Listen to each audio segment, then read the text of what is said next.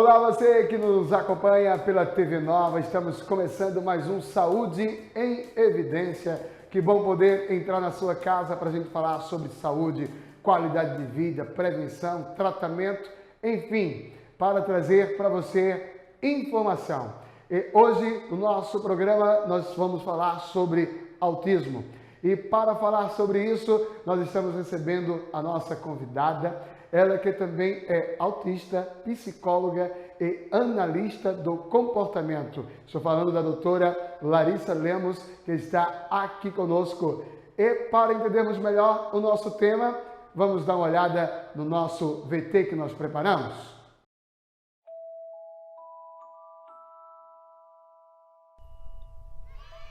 Todos nós somos diferentes e isso é maravilhoso. Algumas dessas diferenças são fáceis de ver: altura, cabelo, gênero, cor dos olhos e assim por diante. Outras diferenças não podem ser vistas: nossa comida favorita, medos ou habilidades especiais.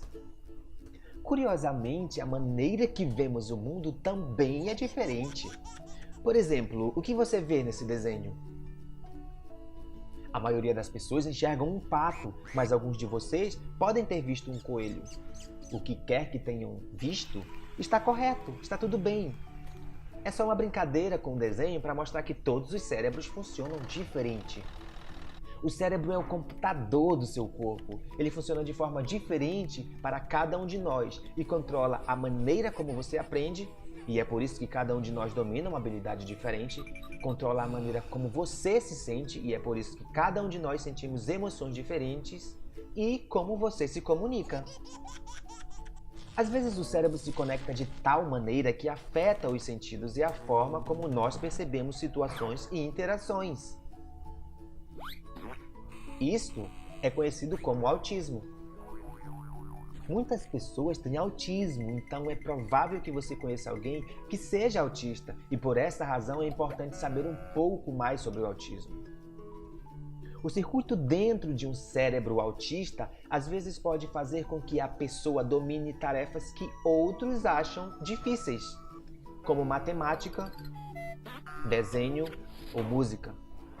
O oposto também pode acontecer, e as atividades consideradas muito fáceis são incrivelmente difíceis para elas, como por exemplo fazer amigos.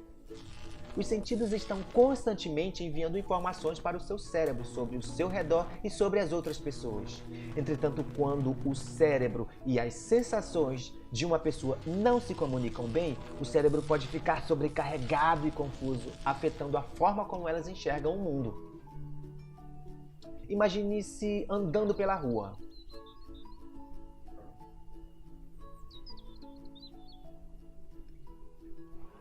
Esta é a forma como o cérebro autista pode vivenciar esta mesma caminhada. Assustador, não? Infelizmente, em muitos casos, a pessoa não consegue dizer em palavras como se sente. Então, mesmo que dentro da cabeça dela esteja um caos, para quem a vê por fora, parece que está tudo bem. Contudo, elas são incapazes de pedir ajuda. Todos nós desenvolvemos comportamentos que nos ajudam a ficar calmos em situações desconfortáveis. Podemos desviar o olhar, nos abraçarmos, roer as unhas, ficar agitados, morder os lábios e assim por diante. Da mesma forma, pessoas autistas desenvolvem comportamentos que as ajudam a lidar com esses momentos intensos. Essas ações podem parecer estranhas, mas são apenas a maneira deles se sentirem mais calmos. Quando isso acontece, significa que eles estão tendo um momento difícil. Então a coisa mais gentil a se fazer é não piorar esse momento. Ficar bravo, ignorar ou zombar deles. Lembre-se que só porque um PlayStation não consegue ler um jogo de Xbox, não significa que ele esteja danificado. Pessoas com autismo precisam de amigos que estão dispostos a dedicar tempo para conhecê-las. Com uma boa comunicação e bastante paciência, todos se sentirão melhor. Pessoas com autismo não estão doentes ou com defeito. Eles simplesmente têm um jeito único de ver o mundo e com o apoio dos amigos pode ser que eles consigam partilhar esta visão com a gente. O autismo pode fazer coisas incríveis acontecerem. E como você viu aí no VT, o nosso tema hoje é autismo e a nossa convidada de hoje, como eu apresentei, ela também tem autismo. Eu já queria começar falando sobre isso. Doutora Larissa, como é para a senhora conviver com o autismo e poder trabalhar também com pacientes com autismo? Tiago, para mim é uma coisa muito natural, né? Eu nasci autista, eu vou morrer autista. E eu sempre falo para as famílias que o autismo não é algo normal porque não está na norma, mas é algo natural. Então eu trato isso com muita leveza, com muita tranquilidade. Poder trabalhar com autismo, para mim, é um privilégio, porque eu consigo ter o olhar de pessoa, de profissional, né? Nós autistas muitas vezes temos hiperfocos, né? E aí um dos meus hiperfocos é justamente o neurodesenvolvimento, a análise do comportamento, o autismo.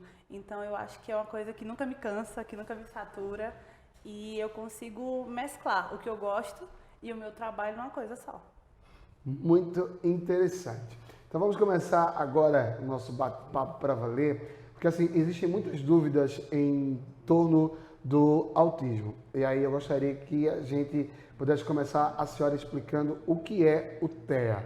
O TEA é uma sigla que significa transtorno do espectro autista. E o TEA é um transtorno do neurodesenvolvimento. O autismo é a palavra, né? Mas a sigla realmente é TEA, que é transtorno do espectro autista. Por que espectro? Porque são muitas pessoas, é uma variedade muito grande, ninguém sabe onde começa, onde termina, quais são as causas. Uma paletinha de cores, e por isso chama espectro. É um transtorno, porque não é uma doença, não é uma síndrome, é considerado um transtorno. E autista. Quando a gente fala de transtorno, é um transtorno do neurodesenvolvimento.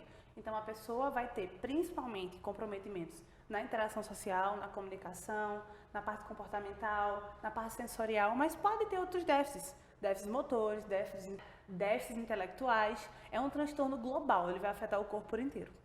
Quais são os principais fatores do autismo?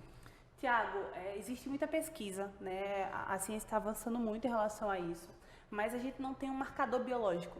Não existe ainda até hoje, infelizmente, algo que diga o autismo surgiu daqui. Estima-se que cerca de 96, 97% das causas sejam genéticas. E aí, quando eu digo genéticas, a gente tem que diferenciar genético e hereditário. Isso. Né? Hereditário é quando passa de pai para filho. Sim. O autismo tem um componente genético. Se eu sou autista, o meu filho pode ser autista, mas não necessariamente ele vai ser. Genético é com a carga genética que a pessoa tem uma probabilidade maior a desenvolver. Larissa, e as outras causas, quais seriam? Seriam causas ambientais.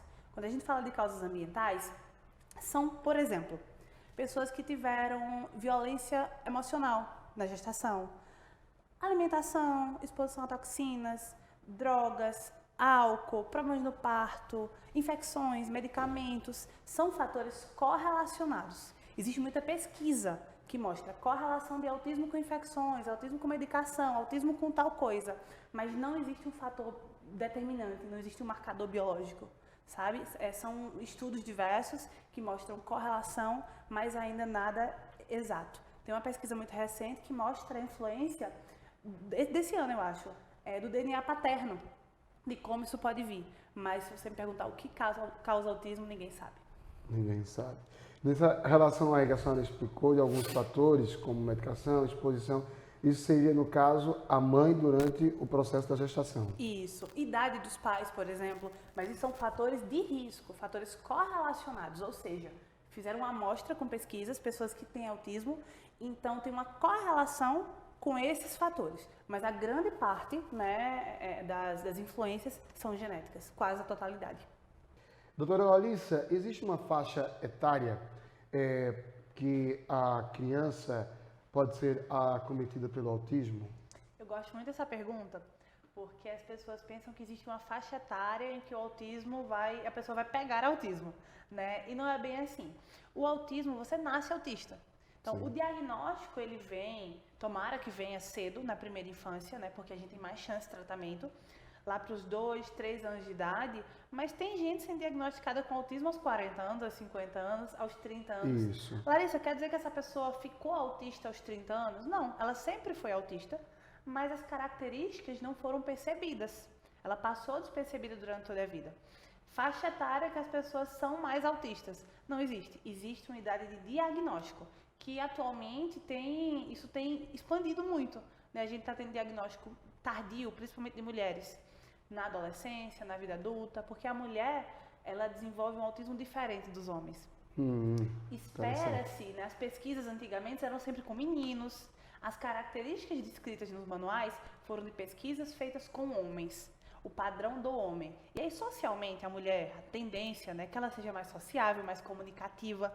Como o autismo é um transtorno que a gente prioritariamente tem características na comunicação social, então se a pessoa é um pouco mais comunicativa, se ela fala, não é autista. Há um tempo atrás, acreditava-se que autismo só acometia homens, por isso que a cor do autismo é o azul. Eu abri o azul, o símbolo azul, porque autismo só é de meninos. E aí a ciência vem fazendo essa revolução, Tiago, e dizendo, não, a mulher também é autista. E as pesquisas vêm. Mas essas características sociais da mulher, muitas vezes, faz com que elas passem despercebidas. Mas, de toda forma, o maior número seria entre o sexo masculino? Existe o maior diagnóstico hoje em homens. Estima-se que de 4 homens para uma mulher. Mas a gente está falando de diagnósticos, não quer dizer que as mulheres não estejam. Isso há um tempo atrás, agora já está 1 para 1. Antes da gente falar especificamente como se dá o diagnóstico, eu gostaria justamente de falar essa questão. Qual a diferença do autismo na criança e no adulto? Outra pergunta muito boa. Quando a gente pensa em características, a gente está falando de um transtorno, que a pessoa já nasce com ele, que ela vai morrer com ele, dependendo do tratamento, né? Mas a gente está pensando em minimizar características. Para quê? Para curar? Não. Para ter mais qualidade de vida. Então, a criança, ela naturalmente não tem algumas habilidades. Sim. Né? E aí, pensa naquela criança que não fala. Pode ser que ela não desenvolva a fala. 30% dos autistas não desenvolvem a fala. Isso é uma angústia das famílias. Meu filho vai falar? Não sabemos. Alguns autistas nunca irão falar. E aí não existe muito o que ser feito. Ele está naquele percentual, né? Então pense naquele autista que na primeira infância ele não fala. Quando ele cresce, ele ganhou a habilidade de fala. Ele ganhou a habilidade de esperar, ele ganhou a habilidade social. A principal diferença do autismo na criança para o adulto, eu vou elencar algumas possibilidades, seria a aquisição de habilidades. Seria muitas vezes aquele autista com menor nível de suporte, a camuflagem social. Então a gente vai aprendendo a agir como pessoas típicas. Por exemplo, um grande mito do autismo é autista não olha no olho. Eu estou olhando no olho para você muito bem, eu não mantenho muito, mas eu olho. Eu posso não ter essa dificuldade, ou eu posso ter aprendido, porque é uma habilidade. Então, o adulto, ele muitas vezes tem menos sintomas, porque ele desenvolveu, ou o contrário, ele passou uma vida sem suporte, ou com suporte errado, e ele vai ter prejuízos em algumas áreas. Mas qual a diferença, Larissa? Depende da pessoa. Doutora, outra pergunta que me surgiu é em relação à questão agora dos recentes diagnósticos em pessoas já adultas, né? Porque só agora, por exemplo, a gente tem conhecimento de que pessoas adultas descobriram que têm autismo. Isso é um misto de vários fatores. Hoje a gente fala mais de autismo, né? Sim. O autismo sequer estava no censo do IBGE até 2020, então não era nem pesquisado autismo. Outra possibilidade para explicar esse fator é que agora os critérios diagnósticos estão mais amplos, ou seja, antigamente, a pessoa para ser autista chegava no médico, especialista. Se não tivesse na pontinha do pé, se não tivesse batendo a mãozinha, e se a pessoa falasse, ela não é autista, já descartava. Agora, com maior conhecimento de autismo, com as pessoas falando sobre isso, as famílias estão procurando muito mais. Antigamente, o que a gente tinha? É o doidinho, é complicado, ele não aprende, e ficava por ali. Hoje a gente entende que existe um maior suporte, uma maior procura, uma ampliação de critérios diagnósticos e uma busca também pelo diagnóstico. A senhora estava falando, antes da gente começar, que antes, né, por exemplo, quando a senhora nasceu, era um caso para 159. 150. E que agora é de 1 para 39, né? Esse se dá por causa que hoje está mais avançado os estudos em relação? Você está perguntando se está nascendo mais autistas? Isso. As duas coisas. Vamos pensar em genética, né? O maior fator do autismo é a genética. Autistas casam, autistas têm filhos. Então, a nossa genética está aí aumentando. Outro fator são os fatores correlacionados. Hoje, quais são os fatores que eu citei no início? Medicação, idade dos pais, toxinas. Antigamente as pessoas tinham filhos mais cedo, então idade dos pais. As pessoas tomam mais ou menos medicações hoje em dia. Um misto e, principalmente, na minha opinião, a questão da amplitude do diagnóstico, né? Dos critérios, das pessoas falarem sobre autismo. Eu acredito que as pessoas não eram diagnosticadas antigamente. Por exemplo, o autismo veio aparecer na literatura médica aqui no Brasil em 1990. Antes disso não existiam autistas? Sim, aquilo não tinha nome. Há 50, 60, 80 anos atrás não existiam autistas? Existiam, não tinha nome. Então é um misto de aumento de diagnósticos e aumento de casos, por razões diversas. Ótima informação. Hoje nós estamos no nosso Saúde e Evidência falando sobre autismo. A gente vai para um rápido intervalo e a gente volta daqui a pouquinho falando mais sobre o tema. O Memorial Imagem está dentro do Hospital Memorial Arco Verde, o que lhe proporciona a segurança de um ambiente hospitalar, além de contar com vários serviços num só lugar. Tomografia computadorizada, mamografia, ultrassonografia e raio-x. Os equipamentos possuem uma alta resolução e agora também com um novo tomógrafo de última geração e potência elevada. Tudo isso funciona 24 horas por dia, alinhado a uma equipe especializada que oferece agilidade e confiança na execução dos resultados. O atendimento humanizado é um dos princípios norteadores para transmitir todo o respeito a quem mais importa. Você, paciente. Memorial Imagem. Qualidade que faz diferença na sua saúde. Uno Telemedicina. Cuidado médico 24 horas por dia, 7 dias por semana. Escolha mais de 25 especialidades e cuide da sua saúde sem sair de casa. Planos a partir de R$ 39,90 ao mês. Economize com até 70% de desconto em medicamentos e até 30% de desconto em exames. Você ainda tem seguro de vida, auxílio funeral, assistência residencial e recebe suas receitas pelo WhatsApp. Uno Telemedicina. Sua saúde em suas mãos. A maior empresa de telemedicina do Brasil. Está na Líder PE a solução em assessoria e consultoria contábil, nos ramos público e privado. Também temos estrutura para o melhor suporte, focado principalmente nas eleições municipais de 2020. Líder PE, soluções para a sua empresa. E nós estamos de volta com o nosso Saúde em Evidência. Lembrando a você que, é claro, além de assistir o nosso programa aqui na TV Nova, você também pode assisti-lo através das nossas reprises na TV LW. Falando nisso, nós queremos agradecer aos nossos apoiadores, a Unitelemedicina, ao Memorial Onco, Líder Empresarial e Lojas LW. Eles que são os apoiadores do nosso Saúde em Evidência. Nós voltamos a conversar aqui com a doutora Larissa. E eu gostaria de começar, doutora, falando sobre quais são os principais sinais do autismo.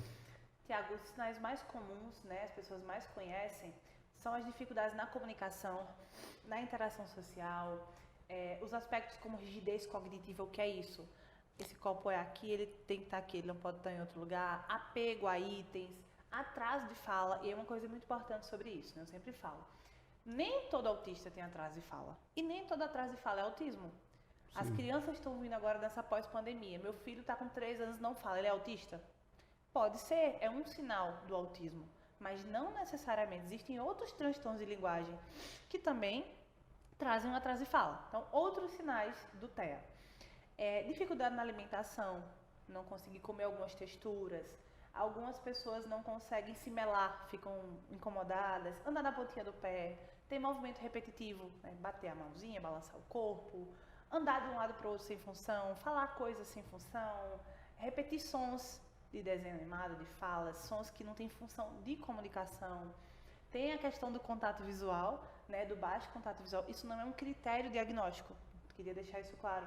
Mas é uma característica de alguns autistas, dificuldade com luzes, com barulho, com toque físico, que pode ter mais ou menos a depender da pessoa. Uma coisa que a gente tem que deixar claro é que existem os critérios diagnósticos e que nem todo mundo precisa ter todas as características, não é um checklist, tenho, não tenho, tenho, não tenho. Sim. Para que seja autista, né? Algumas pessoas vão ter mais ou menos características, cada uma à sua maneira e na sua intensidade, isso é muito importante. E aí o profissional, ele vai avaliar, não existe, como eu falei no início, um marcador biológico de causas e não existe um exame que vai detectar autismo. Então, vou fazer um exame de sangue, uma ressonância magnética, um raio-x, o autismo não vai aparecer, porque ele é uma condição neurológica, ele é um transtorno, tá? Então, o diagnóstico é feito clinicamente.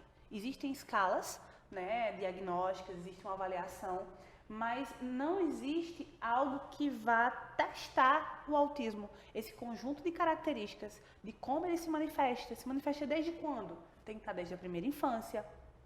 A pessoa é diagnosticada autista na vida adulta, que foi uma coisa que a gente conversou no bloco passado.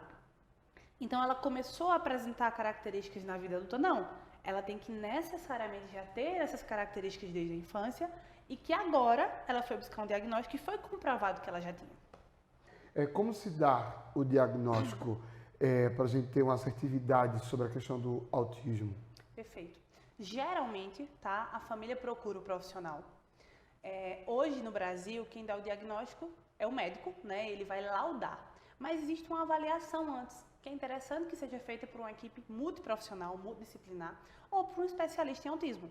Então essa pessoa profissional, né? Vai conversar com a família, ele vai entender o contexto, entender a demanda.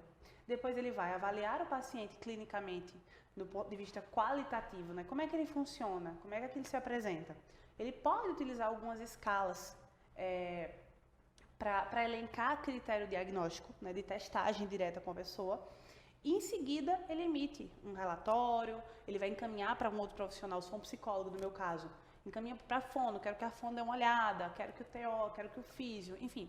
Em seguida, esse diagnóstico, esse relatório vai para o médico, geralmente o médico neurologista, ele vai avaliar e laudar. Uma dúvida frequente das famílias é qual a diferença de diagnóstico e laudo. Isso. O laudo é o papel. Se eu rasgar o meu laudo, eu não deixo de ser autista. Uhum. O diagnóstico é a percepção do profissional, é a identificação daquela característica em você. O laudo tem que ser renovado, inclusive, né, com o tempo, especialmente para tratamentos. A cada 6 meses existe uma solicitação de renovação de laudos. E o tratamento, como é que ele se dá? A senhora já disse que de 6 em 6 meses precisa haver aí uma renovação do laudo, né, mediante o tratamento. Como é que se dá esse tratamento? Eu queria falar dessa questão de renovação de laudo, como você falou do tratamento, porque legalmente no Brasil, o laudo de autismo, ele é vitalício. Se é um transtorno, se é uma condição, e ela é uma condição crônica, ou seja, não tem cura, então o laudo ele tem uma validade indeterminada. Os planos de saúde, principalmente, exigem essa renovação de laudo por uma questão de liberação de terapias. Para avaliar, por exemplo, no primeiro laudo, a criança tem ali que ela precisa de 10 horas de intervenção com tal profissional. Talvez com a intervenção, a cada 6 meses, ela precise agora de 5 horas. Mas o laudo, legalmente no Brasil, ele tem validade indeterminada e é um direito das famílias. Eles não precisam estar atualizando o laudo, tá? Em relação ao tratamento, como é que ele funciona? O tratamento do autismo, ele é um tratamento que necessariamente precisa ser continuado. Ele é um tratamento contínuo, né? Autismo é repetição, autismo é constância, é uma condição. Então, não adianta você ir num tratamento a cada 15 dias, uma vez no mês. Não vai ter efetividade, né? O tratamento ele precisa ser alinhado com a família, com a escola, com os terapeutas. É muito importante que os terapeutas conversem, né? A gente está pensando em intervenção de um transtorno global do desenvolvimento. Se eu estou falando de global, eu preciso que tenha alinhamento. Outra coisa muito importante do tratamento é a grande comprovação científica de um tratamento intensivo, ou seja, muitas horas de terapia. Aquela pessoa vai precisar de um alinhamento na escola, em casa e na vida social dela, e ela precisa que o terapeuta pense nas habilidades que vão ser trabalhadas de acordo com as atividades que ela executa, né, no dia a dia. Então, esses 3 pilares, talvez, de tratamento. Um tratamento continuado, um tratamento das pessoas conversem, né, uma equipe multidisciplinar, e um tratamento intensivo, com muitas horas. E aí você pode perguntar, Larissa, quantas horas? Depende do paciente. Existe uma grande comprovação científica numa intensividade de terapias, mas cada paciente vai precisar de uma quantidade específica. Daqui a pouco eu vou voltar sobre essa questão do envolvimento tanto da escola como da família. Mas antes, eu gostaria de falar um pouco sobre a terapia ABA, que tem sido usada no tratamento do autismo. Porque existem tantas polêmicas em torno dessa terapia específica, doutora? Essa terapia é uma terapia bem polêmica mesmo, né? Particularmente falando, eu já tive muita polêmica desde que cheguei em Arco Verde com essa terapia. ABA é uma terapia baseada em evidência, né? A sigla ABA significa Análise do Comportamento Aplicada, Applied Behavior Analysis.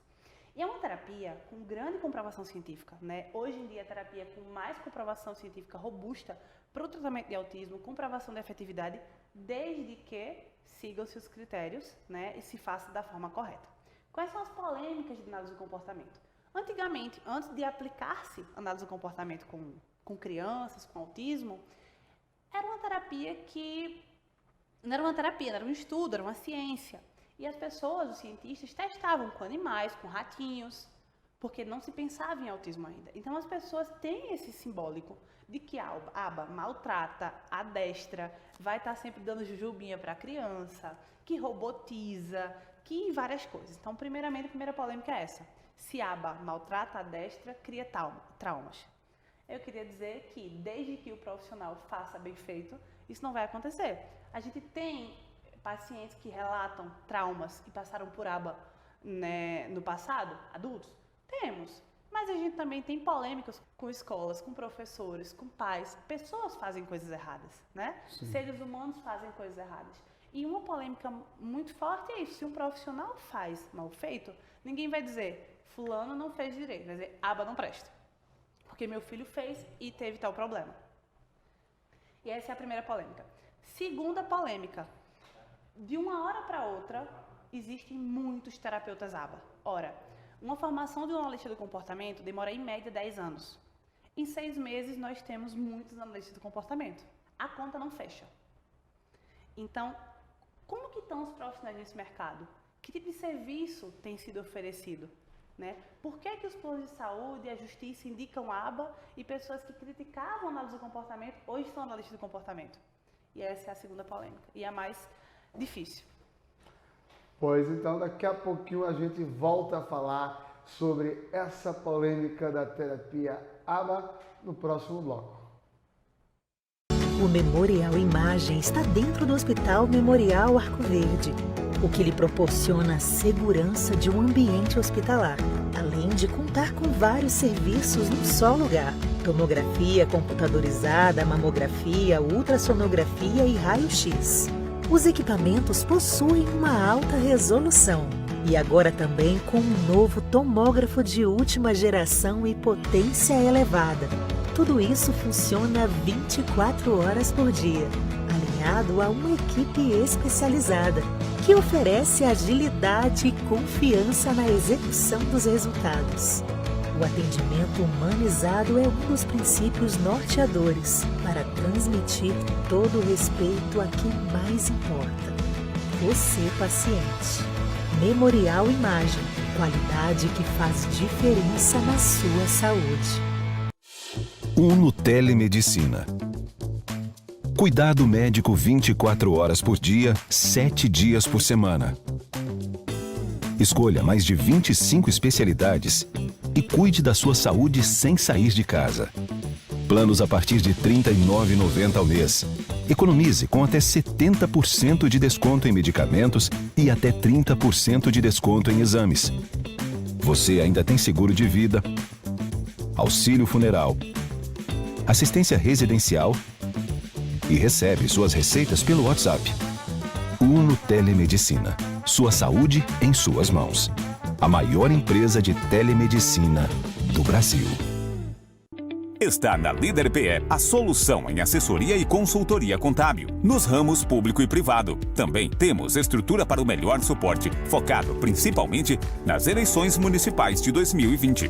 Líder PE, soluções para a sua empresa. E nós estamos de volta com o nosso Saúde em Evidência aqui pela TV Nova. Lembrando que você também pode assistir a reprise do nosso programa pelas redes sociais da TV LW. E nesse terceiro bloco eu vou continuar falando sobre as polêmicas sobre a terapia ABA com a nossa convidada de hoje, que por interessantíssimo, né, que seja o seguinte fato, ela é psicóloga e ela também é autista, né? Ela pode trabalhar com os dois olhares, o humano e o profissional. Eu acho isso maravilhoso. Mas eu gostaria, doutora Larissa, que a senhora falasse mais sobre essa questão da polêmica que envolve a terapia ABA, porque ela tem sido motivo de tantas questões, por exemplo, judiciais. Questões judiciais em relação à ABA, porque a pessoa com autismo ela tem direito a um tratamento eficaz, né? Dentre vários direitos, ela tem direito ao tratamento. E aí, quando a gente fala de judicialização, acontece por motivos de a criança, a família, né, o adolescente procura o tratamento, o plano de saúde nega porque é uma terapia cara, não é barata, né? É algo novo, é algo que tem muita diretriz internacional, então é caro. E o plano de saúde nega. Quando ele nega, a família entra com a liminar judicial. Para que garantir o tratamento? Outra questão que tem acontecido muito é o plano de saúde autoriza, eu autorizo que meu filho faça no lugar X.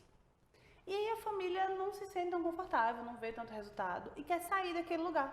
E o plano de saúde não, eu só pago naquele lugar. E aí as famílias estão precisando entrar com liminares judiciais, com apelos judiciais, para poder fazer terapia num lugar de referência. Entendi. Agora eu gostaria de falar um pouco sobre algo que me chamou muita atenção, que é que a senhora pudesse explicar a diferença entre TDAH e autismo, porque as pessoas costumam muito confundir os dois, né?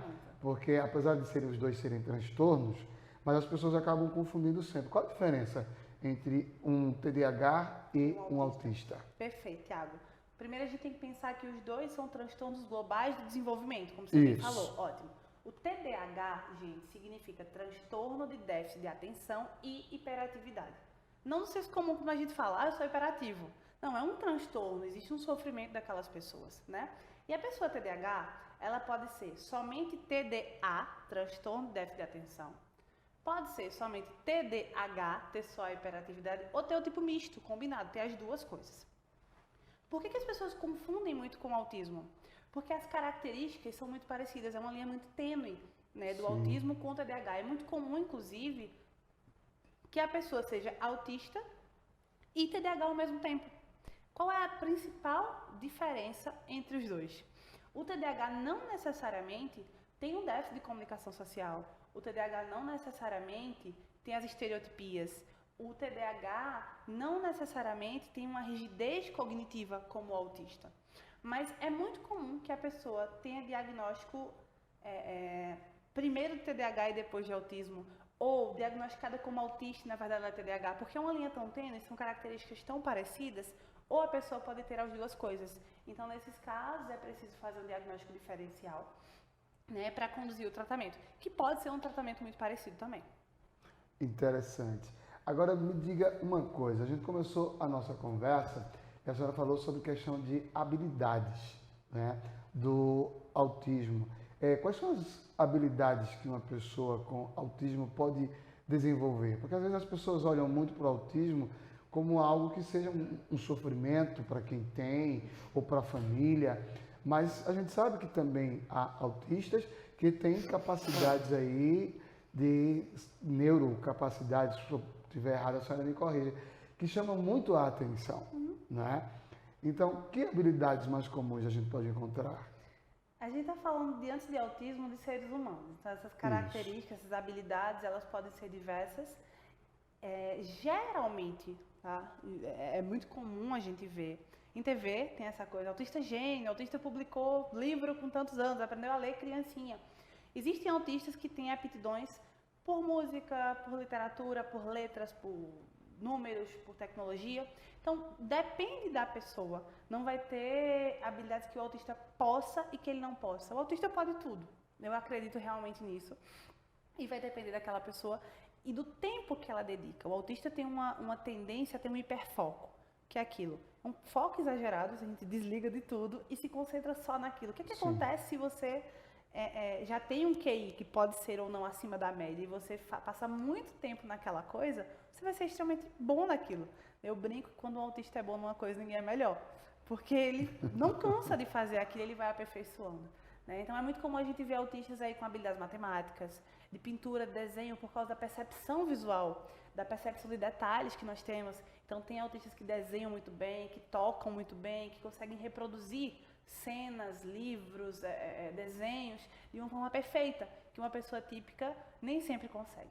Eu gostaria de retomar um ponto que a gente tinha falado lá no bloco anterior, que é a questão aí de uma equipe multidisciplinar de profissionais que trabalham, né, no tratamento e no acompanhamento de pessoas com autismo.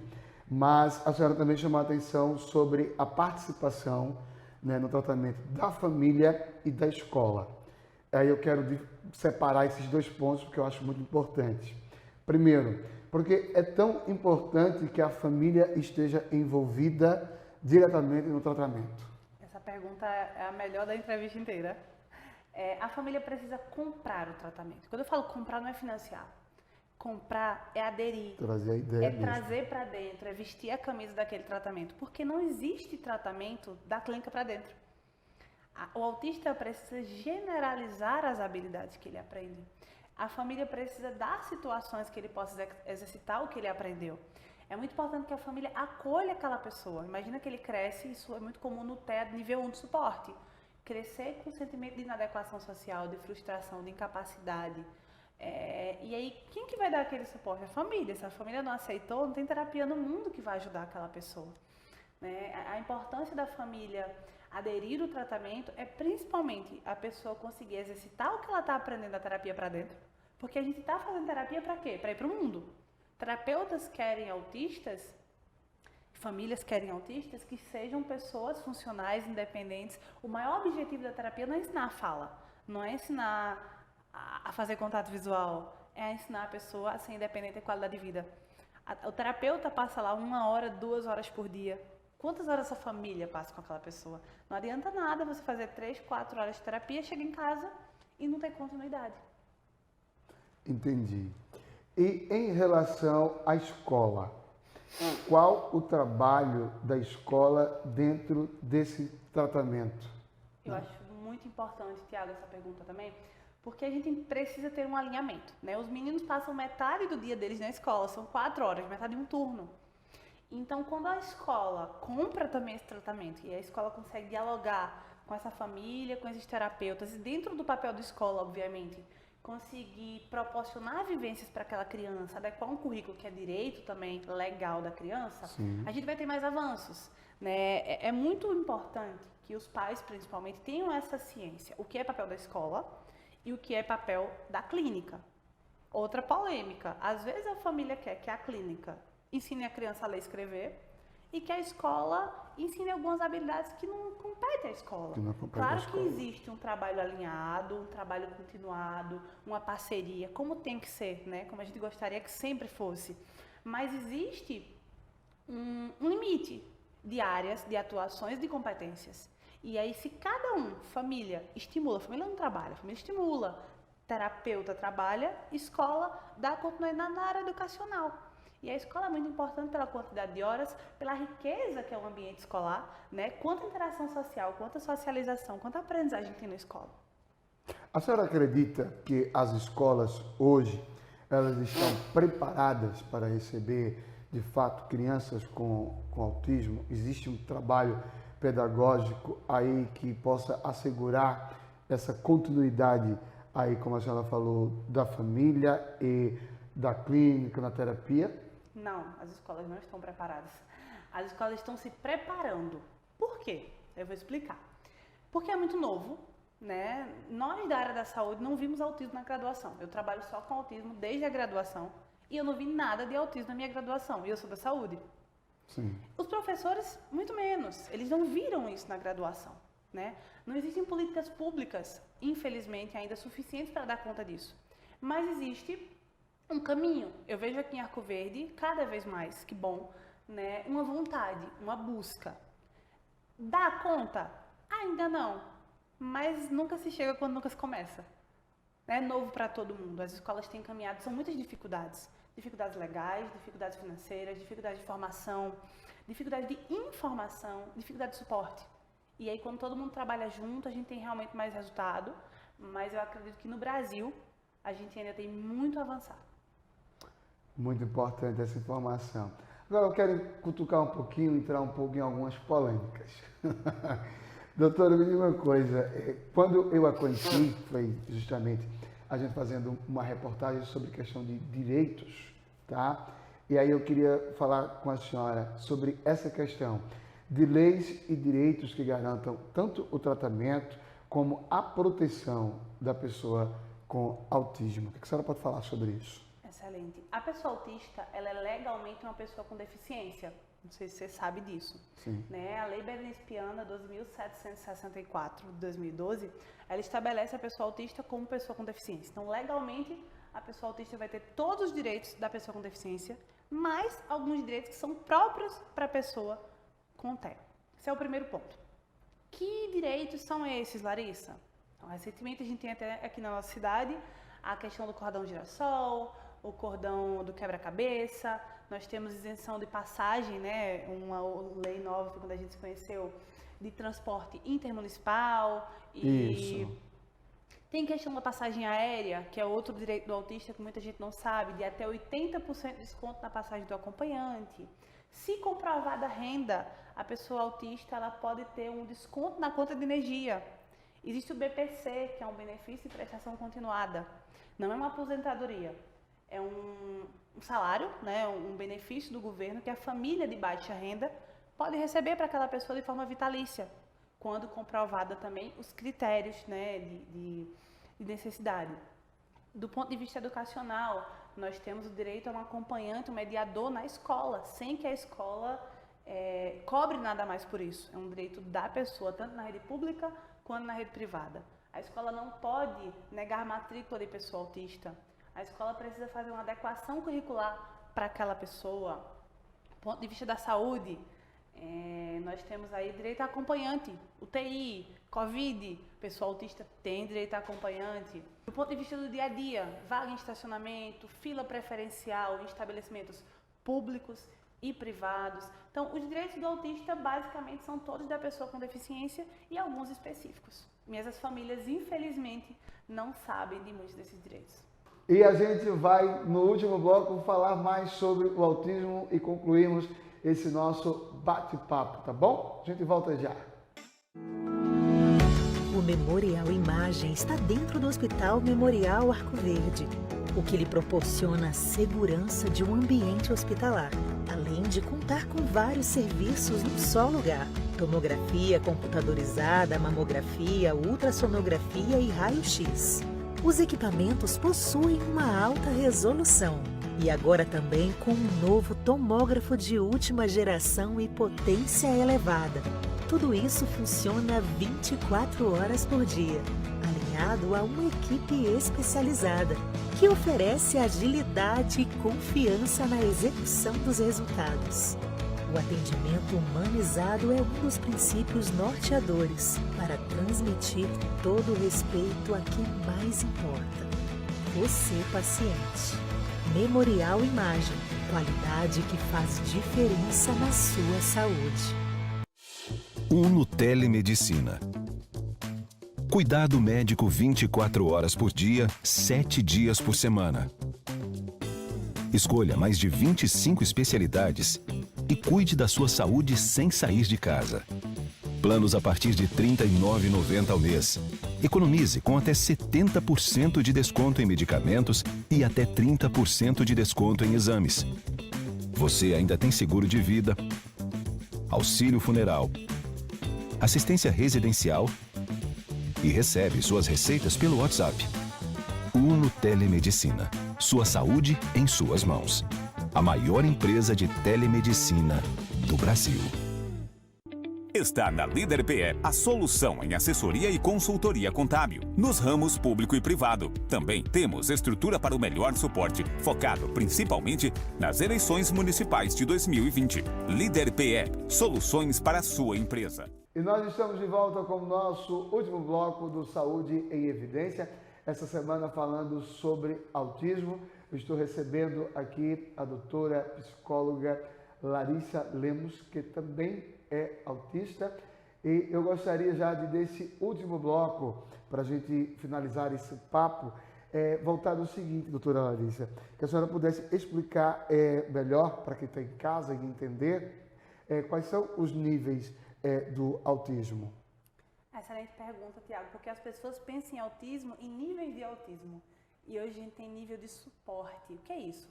Antigamente a gente pensava em nível 1, 2 e 3 como leve, moderado e grave. Então o leve é pouco autista, ele não sofre.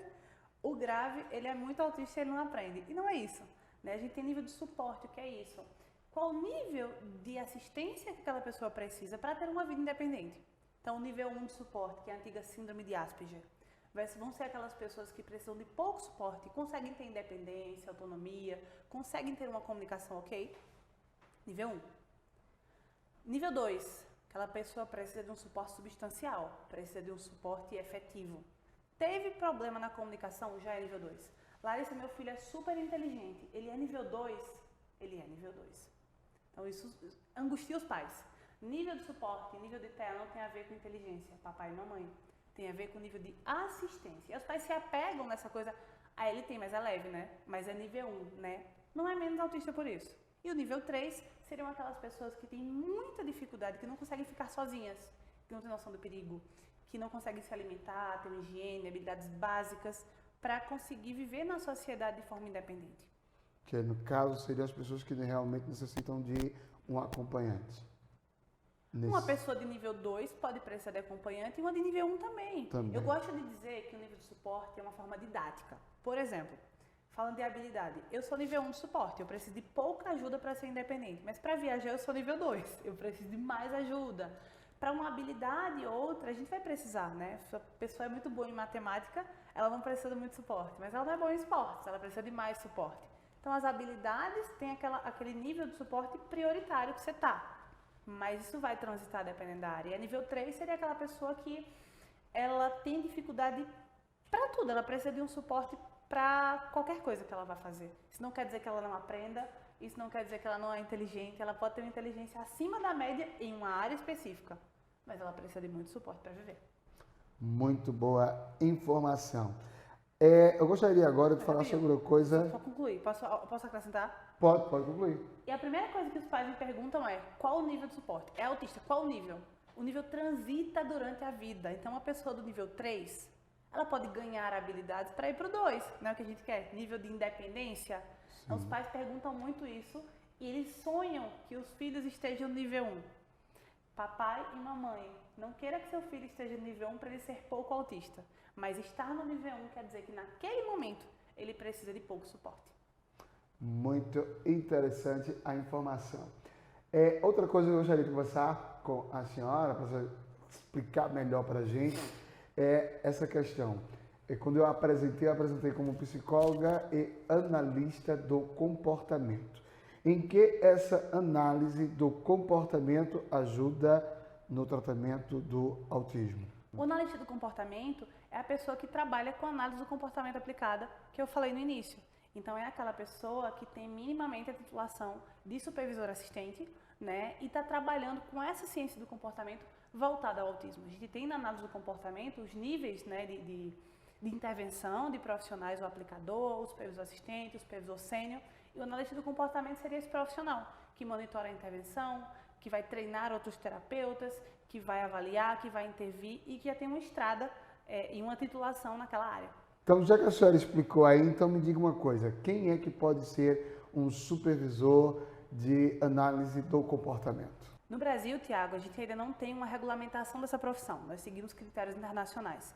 E a orientação da Associação Brasileira de Medicina e Psicologia Comportamental e da Associação Brasileira de Análise do Comportamento é que a pessoa tenha minimamente uma titulação de mestrado, que ela tenha cursos livres na área, que ela tenha horas de supervisão comprovada e que ela já trabalhe na área com análise do comportamento. O que é que isso quer dizer?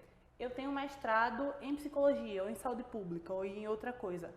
Então, eu posso ser um terapeuta ou analista do comportamento supervisor?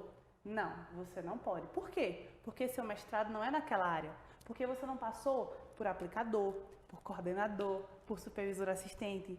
Então, isso é muito importante das famílias saberem e dos profissionais que querem seguir carreira saberem. A pessoa precisa comprovar habilidades técnicas, éticas e de prestação de serviço naquela área e ter a validação de um analista do comportamento, que habilite você a atuar. Tá. No Brasil, a gente demora mais ou menos uns 10 anos para conseguir ser um supervisor ABA de qualidade.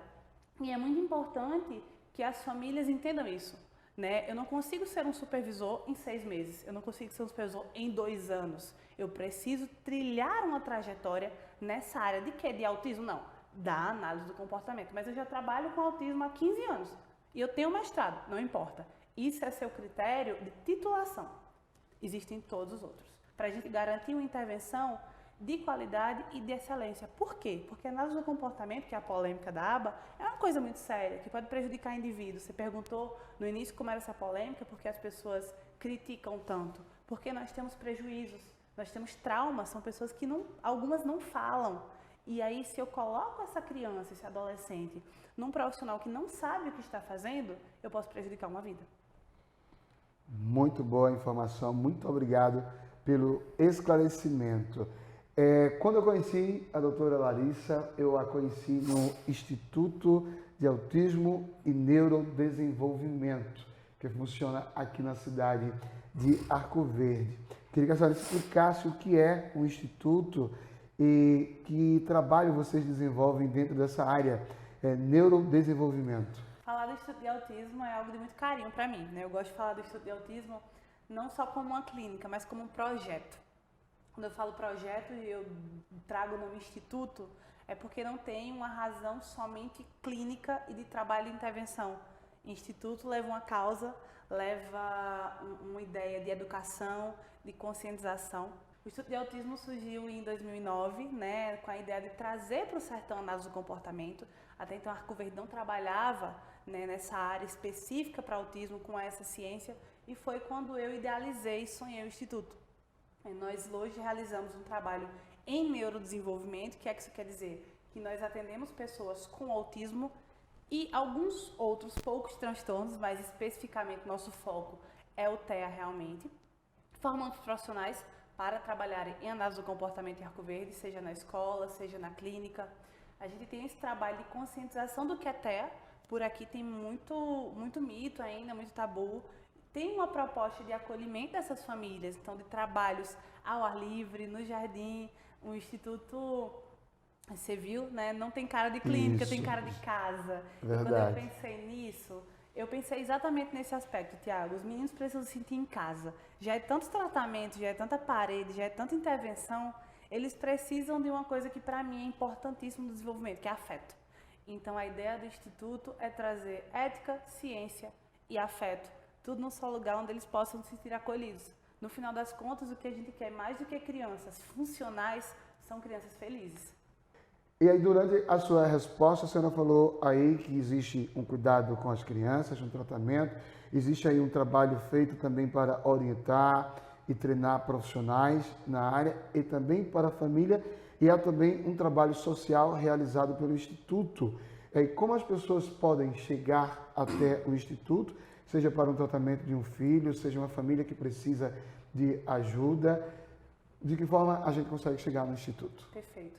Pode chegar no Instituto através das redes sociais, nosso telefone, nosso Instagram, Facebook. E muitas pessoas não sabem desse trabalho social que elas podem ser beneficiadas. Então a gente tem feito, ainda tem muito caminho pela frente, nós não temos nenhum tipo de incentivo governamental, de programa social, de nada. Mas o Instituto de Autismo leva essa causa, essa bandeira. Isso é importante no nosso trabalho e para todos os profissionais que atuam lá. Um pré-requisito é que a gente compre a causa também. Então nós temos, periodicamente, doação de medicações. A gente ajuda a conseguir a carteirinha do autismo, auxilia as famílias em informação de como conseguir acesso a programas sociais em Arco Verde, campanhas no Natal de roupa, de brinquedo, no Dia das Crianças, alguns atendimentos filantrópicos que nós fazemos também. O sonho é que o Instituto, em alguns anos, seja parte, né, 100% ONG, mas ainda tem um caminho pela frente. Uma dúvida, o Instituto, ele funciona, vamos dizer, ainda como uma clínica particular ou também pessoas podem ser atendidas no Instituto pelo SUS? Infelizmente, ainda de forma particular. Mas por quê? Porque o Instituto não quer pelo SUS? Não, porque o SUS nunca fez uma parceria conosco. Estamos 100% abertos. Hoje, os trabalhos sociais que nós fazemos de atendimento ou de projetos são todos financiados pela própria instituição, né? A gente que arca com tudo isso. Mas para existir um trabalho público, precisa que o governo invista, financie, né? Precisa que o governo invista. E hoje nós não temos nenhum tipo de incentivo público. Nós estamos chegando ao final do nosso programa. Hoje nós falamos sobre autismo. Recebemos aqui a doutora psicóloga Larissa Lemos. Eu queria terminar perguntando à senhora o seguinte. Qual hoje o maior preconceito que uma pessoa com autismo ainda sofre na sociedade? Eu vou citar 2, porque são muitos, tá? O autista que fala, que ele desenvolve, de que aquele sofrimento é frescura, é besteira, invenção, que não é bem assim. E de que o autista é doidinho, de que o autista não aprende, que não gosta de gente, não gosta de carinho, de que aquela pessoa não é capaz. Recentemente eu sofri um preconceito de profissionais da saúde. Então, é polêmico porque a pessoa trabalha para que a criança ou o adolescente se desenvolva. E quando ele se desenvolve, você veta. Não, você não é capaz. E as pessoas insinuaram de que eu era menos capaz, porque eu era autista, de guiar um projeto, desenvolver um trabalho sério. Isso ainda dói muito. A gente sofre com isso no dia a dia, né? Mas a resposta que a gente dá é somente fazer uma sala de trabalho e mostrar que o autista pode tudo. Isso é que é o importante. Inclusive, pode fazer melhor do que uma pessoa típica. É verdade, uma das respostas que a senhora deu aqui, né, que um autista pode fazer melhor do que quem faz. Eu preciso levantar essa bandeira porque eu me sinto profissionalmente e pessoalmente, né, atingida com essas falas. Isso é uma coisa muito séria. Muito bem, muito obrigado, doutora, pela sua participação hoje aqui conosco no nosso Saúde em Evidência. A gente espera poder encontrá-la em outros momentos também para conversar, para orientar a nossa população. Muito obrigado. Eu que agradeço, Tiago. Obrigado, pessoal. Sempre um prazer. Então é isso. A gente se encontra na próxima semana no nosso Saúde em Evidência. Agradecendo o seu carinho, a sua audiência e também aos nossos apoiadores, Unio Telemedicina, Lojas LW, Líder Empresarial e Memorial Onco. E lembrando que além de assistir aqui na TV Nova, você pode assistir o nosso programa nas redes sociais da TV LW. Fiquem todos com Deus e até a próxima semana.